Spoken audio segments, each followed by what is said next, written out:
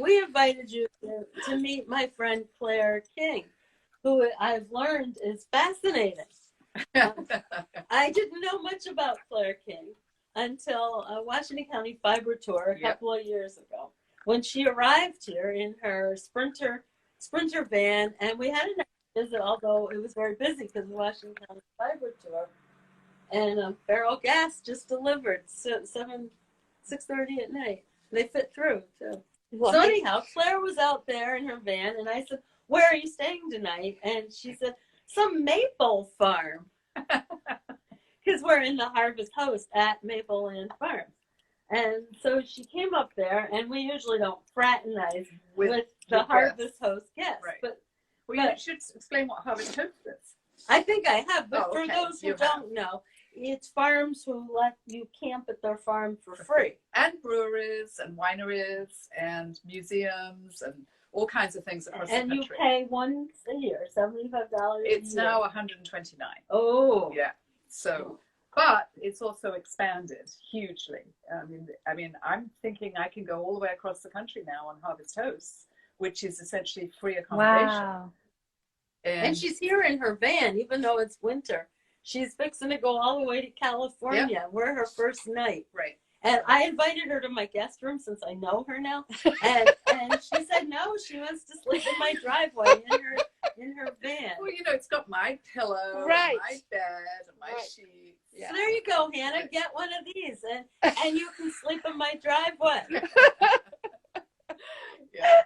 So I stopped 3,500 miles, and I'm going to see at least, I hope, 2 of our Scottish tour friends now on my trip. Yes. One in Ohio, and then one in Arizona on my way back. So wow, that's exciting. Yeah. So you just connect all the dots. Van life. Well, and you everything. can see Anne in California too. I could actually. I may. Well, we don't know. At some point, we're going to go back down to San Diego, because in my business world, we've got 600 garments on the USS Nimitz, which we issued in San Diego. So I'm hoping it will be back in San Diego, but might be in Bremerton, Washington, when we have to go pick them up. So. Such tough. So you all have learned a lot already. Let me finish the introduction, and then you can learn more. So Claire spent the night in my driveway, and we sat on our deck fraternizing, and I learned a little about her business. But I really didn't understand the full magnitude of her business until a couple of years later, when she asked us on a business sense here if we could wind some yarn that she had spun elsewhere, but needed it put up differently and in a hurry for one of these government contracts. Right. And so I thought you all, friends, would love to hear about what this obviously woman-owned business that's based around outfitting our U.S. military in state-of-the-art stuff. Would love to hear what Claire has built and how she came to build it. But we also just spent 2 weeks in Scotland together, and we wanted to cover just a quick recap of our trip to Scotland. Which I have to say, was one of the best experiences of my life. Hands down. Wow. And I don't think I'm alone in saying that. I mean, it really was pretty amazing. Wow. I think all of us that were first timers, and there were 6 out of the 22 were newbies, all felt that it was just an amazing experience. I mean, first of all, it was 22 amazing women. There wasn't a dud amongst them, which is just great. I was worried about that. Am I going to get on with these people? And everybody had their own backstory, but there was nobody who whined or brought their backstory into the conversation too often. And we were all interested in the fiber arts, and not just interested, passionate. And then you've got Scotland. I mean, it was just so beautiful, and the accommodations were great. Particularly that hotel on Skye. I'm definitely that was really nice. Yeah, I walked into the room and I was like, Italian sheets. So, and I had the most beautiful Harris tweed piece on my bed. My room was probably one of the smaller beds in that place on Skye, but the thing on my bed in lavenders and purples and pinks was just amazing. And I just sat there under my Harris tweed thing, and said, "Oh, this is amazing." Right. Yeah. So now I need to tell the Harris tweed story. Oh, we did go to Harris Tweed. Right. We haven't told you all this, but Claire, if you want to follow her on LinkedIn, Yes. she's told a lot about Harris Tweed on LinkedIn, but you can tell our friends now. Well, what I was going to say is that this is where I really got to know Mary Jean. It was when we went to see Donald John Mackay, who is 75 years old and single-handedly has really restored Harris Tweed to its rightful place as the first place-based branded textile. And for those of you who don't know, in order to be branded as Harris Tweed, the wool has to be 95% Scottish. It has to be spun in one of the 3 mills that are on Harris and Lewis, which are named separately but are connected islands. They're one single island with 2 pieces to it. And they call that the Outer Hebrides. Yes, it's part of the Outer Hebrides. And then it has to be woven and at a croft, so in a weaving shed at an individual's croft, and which is really like a small holding, and like a little farm, like a homestead here. And how long had Donald John Mackay been weaving? 70 years. 70 years. Yeah. And it was extraordinary to go into his little tiny weaving shed and watch him produce this. And if you go to my LinkedIn under Clare King, you'll see some video that we took. But the best part was when Mary Jean asked him, so, who's taking over from you? Have you trained anybody? Is there any family? And he says, no, but, maybe I'm thinking of starting a family soon, which was obviously his way of a joke. And she says, do you want my number? And this 75-year-old Scottish guy who's absolutely bright red. And there were maybe 8 or 9 women standing around him who were just trying not to just break apart laughing. But, it was just amazing. So yeah, it was great. It was a moment. Now, to be clear, at Mapleland Farms, if you're listening, I have a 5-year-old Scottish guy of my own already. I know. It was strictly a lighthearted moment on my part. I did not. I was just a flippant. I don't see you moving to that croft. No. It was a little primitive, should we say? And someone asked if it was on his bike loom. Yes, it was on his bike loom. If you and I did post some of that. You can see his legs moving. I didn't lower the camera to show his legs, but you can see that and he rides his bike every day with that loom. I think all of the looms are pedal powered, is what he told us. Yeah. I'm not sure you're allowed to use, like Lily uses, compressed air. No, they're not allowed to. They're not allowed to. It has to be human power. So, it was very interesting. So he's got the seat all rigged up. Wow. Right. But not with ergonomically correct. I'm talking about foam rubber from inside an old sofa cushion. Yeah, it was amazing. Yeah.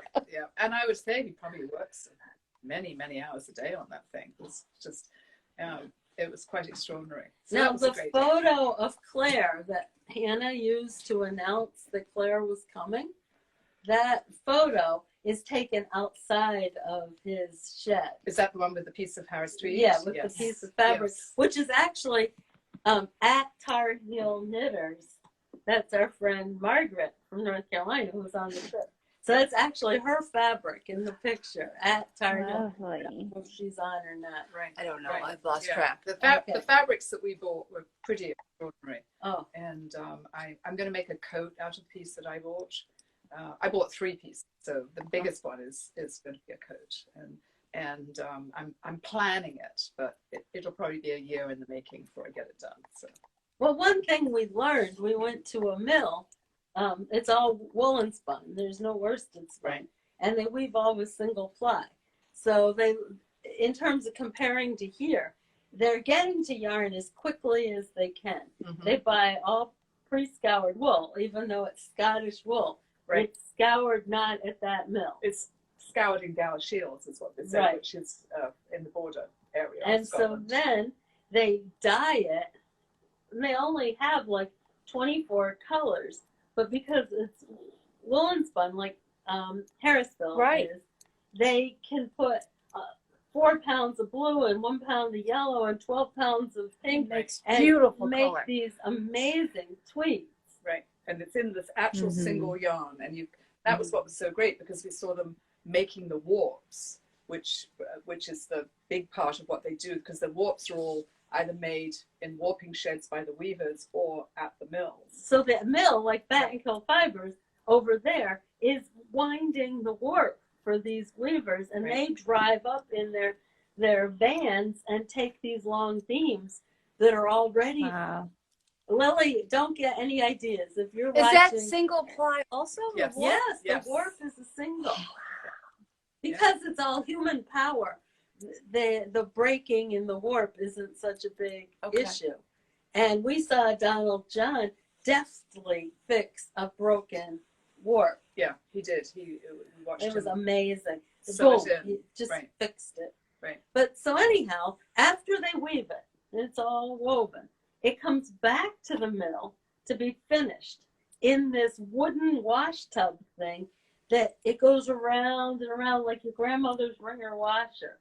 And all the while it's shrinking to the exact width. There's like rules about Harris tweed that's woven at 60 becomes 54, or it's woven at 44 and it becomes 38. I mean, there's all these like rules, and those may not be the right numbers, but anyhow.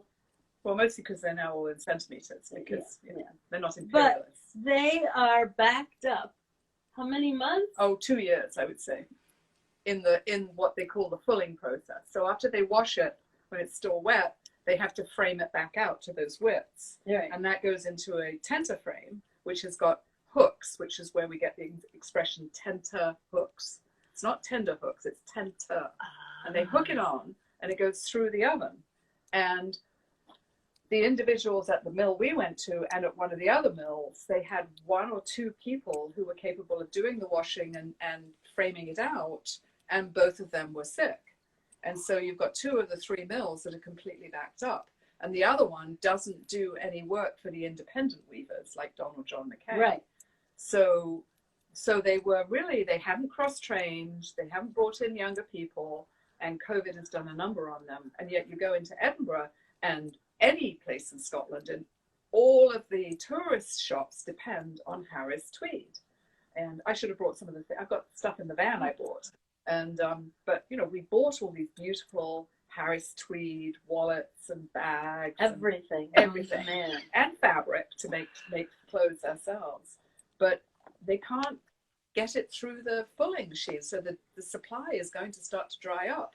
And Donald John McKay, his weaving shed, which was no bigger than this area we're in now. Right, just like this. Yeah. And he was over there, and he had stacks of fabric everywhere. And he said his shed was beaming shed was full, and also his garage and his car. And that's because he hasn't got anywhere to put it. So he's now having to finish off Harris and Lewis, which means now he can't stamp it. It's not Harris tweed, so he can't get the stamp. Wow. So I wrote all about this on LinkedIn, and it's been really widely read, including the company that makes the stamping orb and the ink, and they're in Canada. And the guy who runs that company wrote me a private message saying, "You absolutely nailed the problem in your LinkedIn piece." So what can we all do? I guess one of us has got to go over there and learn how to do tenter hooks. Right. But we got our own supply chain issues. We've got our own issues right here. Yeah. But if you want a job and you want to go live in Scotland on a remote island that's incredibly beautiful, then you might want to think about it. It really is. It was beautiful, wasn't it? It was just stunning. Sure. But you can get there only by ferry. Yeah. And Claire and I just about gave up on the ferry. Your tummy's a little tender. Right. And my imagination is very vivid. I was sure I was on the Titanic. And the next wave would, maybe seasickness would be a blessing. It would take my mind off of dying. Maybe I'd even look forward to it. Because I'm just sure we're going down at any second. You were just like, and I was clutching my bottle of Coca-Cola. I never drink Coca-Cola. except when I'm on a ferry. Ah. Because for some reason, psychologically, it fixes my stomach. And but what was interesting is I bet I was the only person that morning who had listened to the marine shipping forecast, because it's on British radio every day. But you're from I'm Britain, from Britain so you originally, know so I knew this. British And radio. I knew that there was a gale right behind us, and I knew that we might get caught by it. And we got into harbor, and the gale was right behind us. Right there. And it hit us when we were on dry land. And then the ferry didn't go out for another 36 hours. Yeah. So we were really, we almost really didn't get to do any of this. Right. Because of this gale. Yeah. But there's an easy way to get there and a hard way, and we went the hard way. We did, and Yeah. I'm glad we did, because then we ended up in the knitting store. Oh, we went to a cute little knitting store in Stornoway. It reminded me of Mrs. Lamb's yarn shop in Rutland, Vermont, when I was a young mom. Mm-hmm. And it was just this room full of yarn right up to the ceiling. All over the floor in And baskets. The owner's name is Jackie. It's called Wool for You, the number 4. And just lovely. Utility knitting, grandchild knitting, hard-wearing gloves Yep. knitting. Practical stuff for people who live in really difficult climates. Yeah. Right. But she was so gracious. She had biscuits and tea, and we just like would washed ashore, and then there we were in Jackie's cute little shop in Stornoway. We went to a couple of cute little shops. We did. And Yeah. we went to one in Edinburgh that I just absolutely love. This lady named Kitty has invented a business called the Scottish Textile Showcase. Yes. Scottish Textile Showcase. Hannah, maybe we can link to that. Yeah, it's right off the Royal Mile, but it's so not touristy. Not touristy. Right. So it's like everything we've ever talked about at the Hudson Valley Textile Project, of storytelling about the sheep farmers, Carol, and introducing them, showing the mill and the people who work at the mill, Yeah. and then the crafts, the artisans who are making not just the Harris tweed, but there's a resurgence in stole machines and you know, There were some really beautiful high end. knit pieces. And People are remembering Mrs. Lamb's. Oh, you're kidding me. well, we were talking about this earlier. I think we all had that experience at our age of those kinds of knitting stores. I know I did. And this felt like that. It felt like I'd stepped back 30 years. But then we were in Scotland, in Edinburgh, in that store, it was like the opposite. It was global branding of place-based textiles That's of all amazing. kinds. Kitty is a genius. And I think that they sold 4 coats out of the 22. Harris tweed coats, full length wrap. Beautiful made. Yeah. Right. Beautiful. And they were local designers who had just, right. And so not like store-bought like you get at Macy's. These were broad lapels and just beautiful skirts to them. Yes, And beautiful. Just on they look stunning on the people who bought them. They really did. Yeah. They really. But Kitty also had our friend Di Gilpin, who started her own. So you know her, Carol, as a knitwear name, like a pattern. Yeah. Well, Di Gilpin now has started her own little brand of yarn.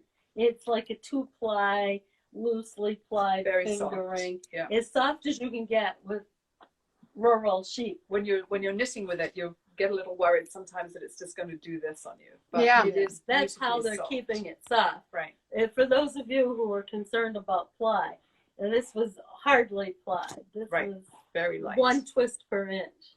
Right. It would go quick until you lose a needle. And Right. it's holding together. I think the singles are spun pretty tight. Well, we've had the privilege of going to Dovecot Studios, which is in Edinburgh, which is a place where they do tapestry and also rug hooking, wasn't it? Yes. And they had a pop-up shop with some of her hand knit pieces because she has a business where people hand knit for her. She has So like these were cottage knitters. absolutely beautiful sweaters, but they were €400 or €500, so which is $400 or $500. But her patterns were all available with her yarns, and they're absolutely Which stunning. is what I got. And Yeah. the yarn wasn't expensive, and neither was the pattern. Right. And I bought 4 little 50-gram balls, which is enough to make 2 of the cowls I got the pattern for. Mhm. And I was going to make that for my daughters-in-law before I went to Culloden Battlefield Yeah. gift shop, where I shamelessly have knocked off a local artisan. She had taken used cashmere sweaters or cashmere sweater scraps and sewed them in patchwork to make cowls and scarves. And I had this stack of cashmere sweaters. Some of you who've watched long enough know what happens to my cashmere Or just sweaters. moths. My cashmere is always the Oh, moths. no, I just wear mine out. And I don't buy them new to start with. I buy them on eBay and Poshmark anyhow. So they're already lived somewhere else before they live at my house. And so I really wear and now I've made them for the daughters-in-law. Nice. If you're a daughter-in-law, don't listen to these folks. They're too You busy. know what you're getting With, for yeah, Christmas. with Right, all they're too these busy. grandkids, Right. they're not. Right. They're Yeah, not listening. and I have to say there were several times where I took 889 photographs, Whoa. and a lot of it was things, because ideas. A lot of it is landscape, a lot of it is the people on the trip. But we had We ought to hook up my projector tonight. We will. And look at those. Right. That would be a riot. Right. Because I got sick. I brought RSV home with me. Me too. And so I kind of came home and fell into my bed and never really told at Maple Land Farms anything. Oh, really? So Other- this is the first time. Yeah, it's he won't running. have seen any of these Ah. pictures other than my few Instagram posts while I was there. Because once I got home, I was too sick. Right. So It we was, do. it was- That'll be fun. The trip was. There were times when it was a little bit daunting, like the 5:30 a.m. start for the ferry one morning. Oh. But it was worth it, and it really Yeah. was every single bit. I What was. about that lunch at Araby? Oh. So we went Oh, right gosh. to the factory, like the headquarters of this knitwear company called Araby, where we Right. met Miss Araby. Right. Well, Mrs., but it was her ex-husband's last name, but she'd already built the brand around Araby. So anyhow, Yeah. these yoke sweaters, then my green sweater Right. is, you look Gorgeous. good in it too. Yes, it's beautiful. Yeah. Yeah. And so this was really. The business is over 30 years old. Yeah, she started it, and it's just grown and grown. So I would call it modern Fair Isle in many Yeah, ways. modern Yes. Fair. Yes. At every shop we went in, well, any good shop Had Araby sweaters in it. Right. But her now partner, her husband, who's an amazing cook. cooked for us girls 22. Right. a full meal. We started with an antipasto salad of cold sliced meats and arugulas and pickled items, just a kind of a cross between a traditional antipasto and a modern day charcuterie Right. board, just beautiful. We all thought that was the meal. And And bread, then- all the bread you would ever want, Right. and wine. It was lovely. And then he brought out coq au vin, which was about the best I've eaten in The best years. cocoa vin I think I may have ever had. Yeah. Fall off For the 22 bone. of us. It was crazy. Wow. Fall off the bone. And some sort of potato casserole. That's right. Yes, we had Lyonnaise potatoes with that. Oh. Yes. Lyonnaise. Right. I some sort of. Well, having read Julia Child. Oh, she You calls guys me are killing me. Methodist Women's Cookbook. We call it some sort of. You're making me so hungry. Well, it was great. It was so good. And then we had coffee afterwards, and then we dug into all the knitwear. Oh my gosh. Yeah. There was smoke coming out of her credit card machine. It was like, vroom, vroom, vroom. It just, we couldn't help ourselves. It was incredible how much, it was beautiful. And, the 3 women who worked for me, I gave them a piece of it. I was just like, I have to bring this Don't home to them. listen, the women that work for me. Well, I only have 3, so it's not like here. So it was, it's beautiful stuff. And I bought a sort of long shawl cardigan. And every time I wear it, people go like, where did you buy that? Yeah. Where did you get it? Yeah. It's very unique. And she said, surprisingly, that the US has not been a good market for her. Asia is good for her. Japan, was her top Yes. market for years. And Germany. Germany, right.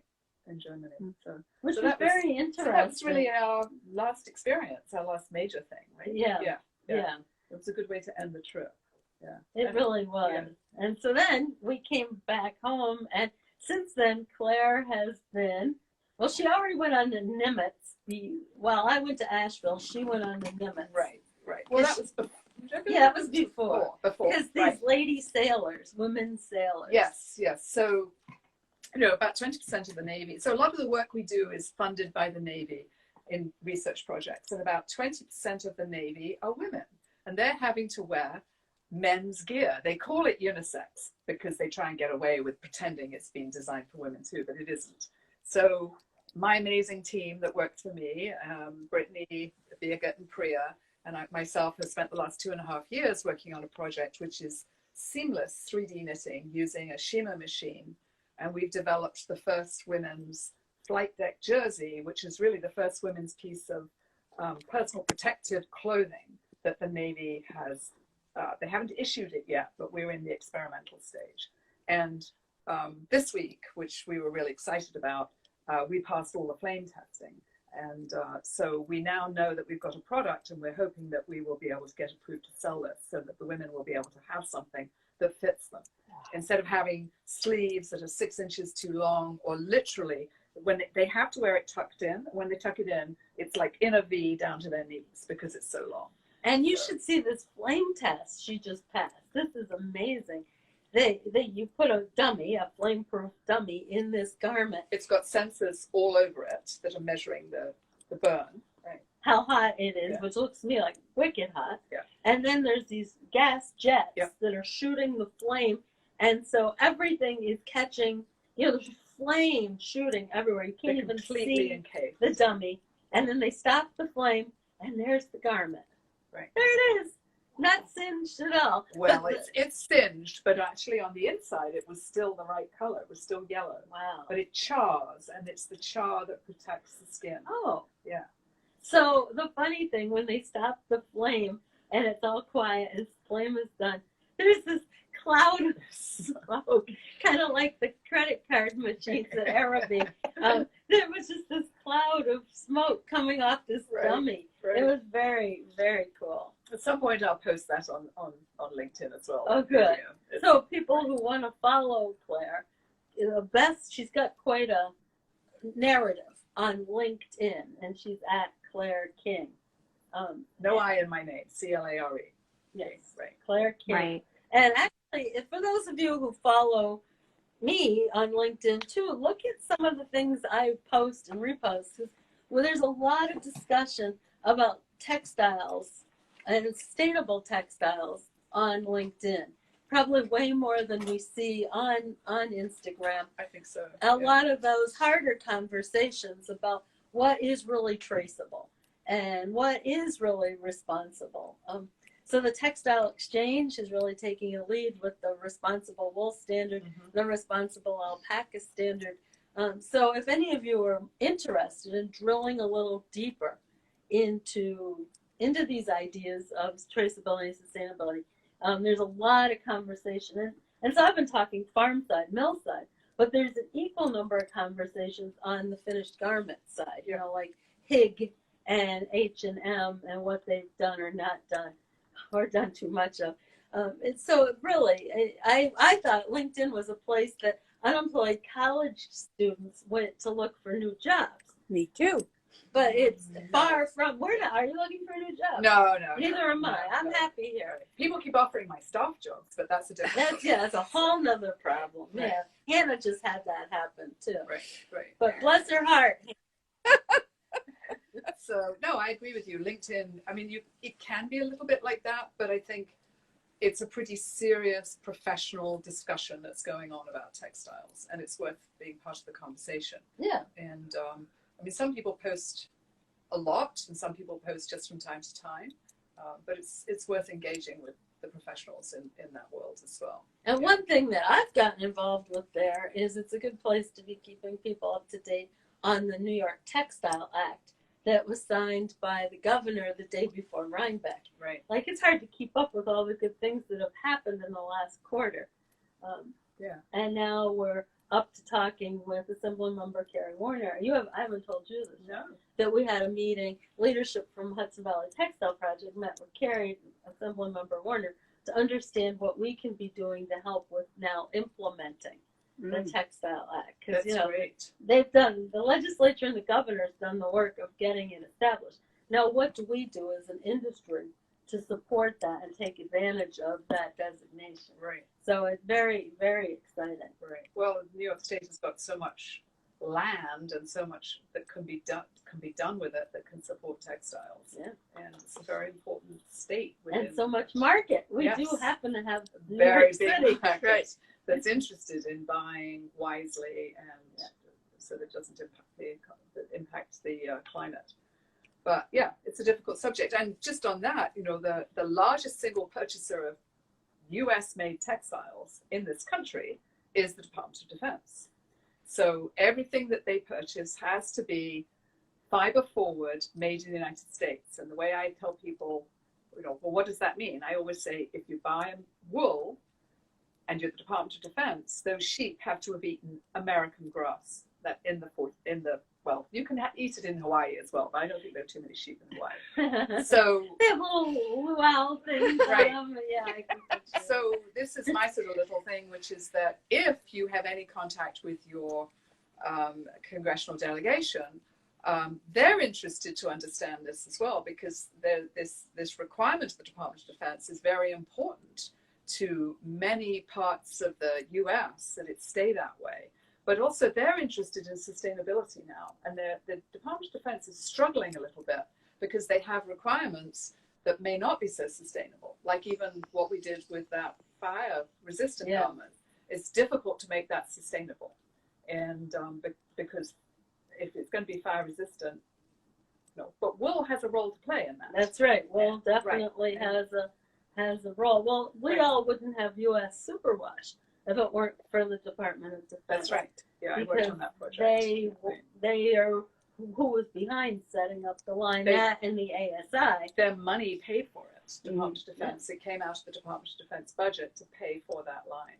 So, which regardless of what we all think of Superwash, if you are trying to be in a battle zone and also quickly get your laundry done, chances are you're going to have Superwash. Right. Yeah. Right. It's good for grandchildren and members of the military. Yeah, and it has increased the amount of wool that's being used by the military. Yeah. Or it certainly made them open to considering including it in garment systems. Well, I think the general public too. Mm-hmm. Yep. Oh yeah. Yeah. People who wouldn't have knit with wool before will try superwash and then move on. Right. Once It's they a understand. gateway to Right. unsuperwashed wool. Right. So we're past 7 o'clock, but it's been so fascinating having you here with us. I always love hanging out with you. So yeah, and telling stories to. Well, I have to say this. That evening that you're talking about, when my van was parked on the farm, and we drank a couple of bottles of wine on your. We drank what we had of hers, then we drank what we had of mine. Right, and then we started talking about the wool industry, and I knew it from the DoD side, Department of Defense side. But what I was struck by is that you had the opinion of certain, shall we say, factions within the industry, and I had the same opinion, and I was like, we can get along. And the people that you thought were doing a good job, I felt the same way. That was funny, wasn't it? It was. We started, how you do after 2 bottles of wine. You find yourself saying, oh, do you know? So, and we really, almost to the person, saw things the same way. We did. I had kind of forgotten that. Well, when you have 2 bottles of wine, these things happen. So before we sign off, I want to show people who I have promised this for a long time coming, folks, but here it is. It's so pretty. It looks so good. It's beautiful. It is. It's lovely. It's beautiful. Perfect. So the pattern is from Amy Oxford. So you can see this on any Amy Oxford on her website or in her book. And then I just got this idea to Velcro it on here. Oh, how clever. Well, I read that. Alright. Storyteller Yarns, Okay. who I met through the Longmont Yarn Shop in Longmont, Colorado, who designed that other blue thing for Mhm. International Punch Needle Day. Yep. She had this idea, and that's where I learned that you could just stick it Right. on here. So this is just a cheap little frame, but it makes it look quite a lot better. And the colors are all colors that you had that dyed. Hannah dyed for the most part. Green Matters dyed 2 of them, and Hannah dyed the rest. Here they are. Oh, And these 2 those are minis, and these are 2 ounce. And they're so, so cute. yeah, Hannah, they're beautiful. They and are. they're all botanical extracts. For a limited time only, the 2 ounce are Oh yeah, $10 get me a piece. a count on them. I thought those were sold out, so we don't have them listed. But if I know how many there are, I'll get them up on the website. The Well, red and the blue. Yeah, we got 25 Yeah, we have the red and the blue varieties listed. and blue. Oh, the red and the blue Yeah, are listed, but she thought I these mean were the sold minis. out. Okay. No, people can just DM me and tell me they Right. want me to make a 6-color mini for them. And so I'll make you, you can get 4 of these little minis for $10, or you can get one of these 2 ounce for $10, and just DM me and I'll send you a bill and you'll be punching. Where's the book? We have 1 copy of the book. Don't Or an forget the email. book. You could email too. I think you could pre-order that book through you, couldn't you? Yeah, It is naturally more, dyed. we can get you another Right. one from the printer. Right. Yes. So that is the book. If Yes. you want to pick up this punching, you It's- need the book. And I picked it up and started looking through it, and I was like, oh no, not another hobby. So it is beautiful. It would It is fit in your very- van. It's everything fits in my van. So I've got like so many projects in there already, but it is very It's a inspiring. long way It to is. California, Claire. Yeah, but I have to 3,500 drive. miles. I can't sit and knit. And someone asked me if I was going to knit and drive at the same time. If I could, I would, but no. So I don't have a second driver this time.